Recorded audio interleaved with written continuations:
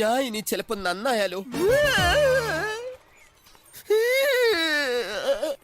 നിങ്ങൾക്കറിയോ, നവംബർ 14 ശിശുദിനത്തിലാ എന്റെ ജനനം.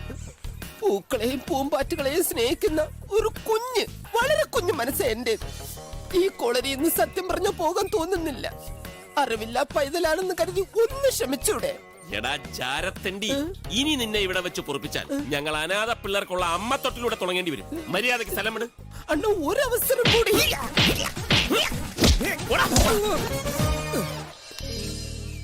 ഇനി പരിസരത്തെങ്ങാനും നിന്നെ കണ്ട ശവമായിരിക്കും, പറഞ്ഞേക്കാം. ഓഹോ, ഒന്ന് മാപ്പ് കൊടുക്കാന്ന് വെച്ച അഹങ്കാരം വിടില്ല ഞാൻ. രണ്ട് ഇവിടെ അനുഭവിക്കാൻ പോകുന്നേ ഉള്ളൂ. വിഷപ്പാമ്പിനെ നീയൊക്കെ നോവിച്ചു വിട്ടിരിക്കുന്നത്. പത്തി വിടർത്തി നിൽക്കുക, വിഷം തുപ്പിയ ഞാൻ അടങ്ങും. പെണ്ണുങ്ങളെ നടത്തേണ്ട ഡേ കെയർ നടത്താൻ വന്നിരിക്കുന്നു രണ്ട് മാന്യന്മാർ. ആണുങ്ങളെ പോലെ പണിയെടുത്ത് ജീവിക്കണോ? ഞാൻ നാറ്റിക്കും. അമ്മയ്ക്കാണ് സത്യം, ഈ കുഞ്ഞു ബേബിയാ പറയുന്നത്. ഈ കോളനിയിലെ 2 പേരെ ഞാൻ നാറ്റിക്കും. ദാണ്ടാ, ഇതിനകത്ത് നടക്കുന്ന അനാശാസ്യ പ്രവർത്തനങ്ങൾ മുഴുവൻ ഞാൻ പൊതുജനങ്ങളോട് വിളിച്ചു പറഞ്ഞില്ലെങ്കിൽ എന്റെ പേര് നിന്റെ പട്ടിക്കിട്ടോടാ. അങ്ങനെ എന്നെ പിടിക്കാൻ നോക്കണ്ട. അങ്ങോട്ട് വേണ്ട, ഇങ്ങോട്ട് പോ.